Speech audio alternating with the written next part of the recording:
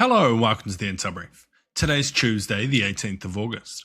I'm your host, Daniel, and today we're going to talk about Trump has threatened Oman and says Iran must surrender, the Chinese Coast Guard could look to blockade Taiwan, and Somali pirates have seized another cargo ship. So firstly, US President Donald Trump has demanded Iran's surrender on the 17th of August as the 60-day US ceasefire memorandum expired without a deal to end the war. He threatened to bomb Oman if it interfered with the reopening of the Strait of Hormuz after Tehran said it had reached an understanding with Muscat on the transit of route running close to Iranian waters. Trump also claimed a back channel with Iran's Revolutionary Guard and said he was in no rush to act. So what? The lapse of the memorandum makes return to open conflict possible, though Trump's no-rush approach to this suggests that near-term escalation is still unlikely.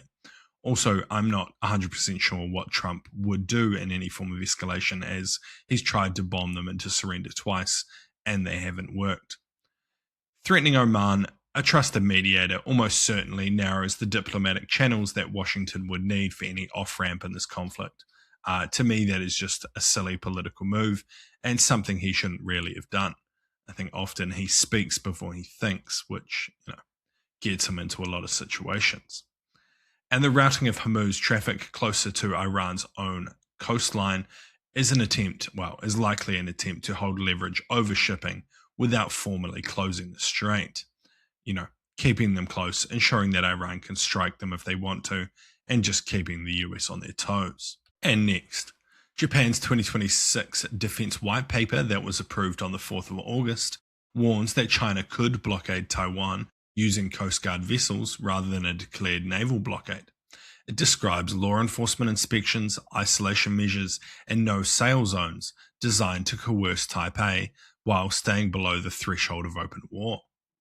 The warning follows a year of PLA rehearsals from Straight Thunder to Justice Mission that practiced exactly these blockade techniques. So what?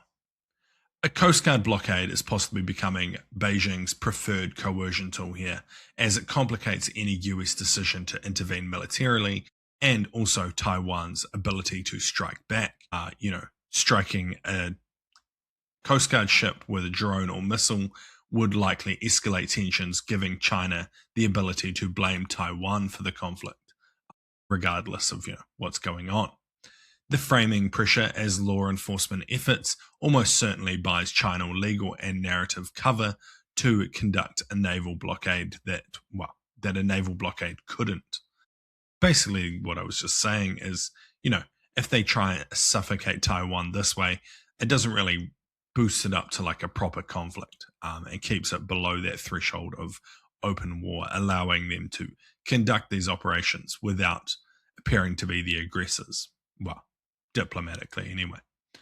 Closer Coast Guard coordination between Taiwan and Japan in response to this is likely over the coming year. Japan is coming out as, Taiwan's biggest supporter in the region, so it's unsurprising that, it's, in my assessment, is going to become closer and Japan try to support them in any way they can. And lastly, 8 pirates have boarded and seized a merchant ship off the Somali coast on the 17th of August, according to UK and EU maritime security centres. They said that the crew is currently safe. It's the latest resurgence in Horn of Africa piracy, following 3 tankers being seized in April and May, and a chemical tanker being taken to the Somali coast in July. The pattern points to organised crews exploiting stretched naval patrols as warships concentrate on Red Sea threats to the north. So what? I think the resurgence is highly likely tied to thinner naval presence as warships have massed against Houthi attacks further north, basically just taking advantage of the current situation rather than, any kind of other situation that may have changed. Seizing and holding tankers almost certainly signals a shift back towards organised ransom operations rather than opportunistic robbery, which was what they were doing most recently. They made a lot of money in the past doing these ransom operations, so it's unsurprising that when the time is right, that they're attempting to go back to them.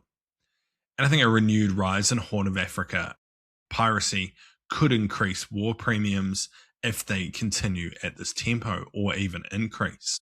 as naval forces get tied up with other conflicts in the region, such as Houthis and possibly even up into the Strait of Hormuz, piracy is likely to increase, which would increase premiums on insurance.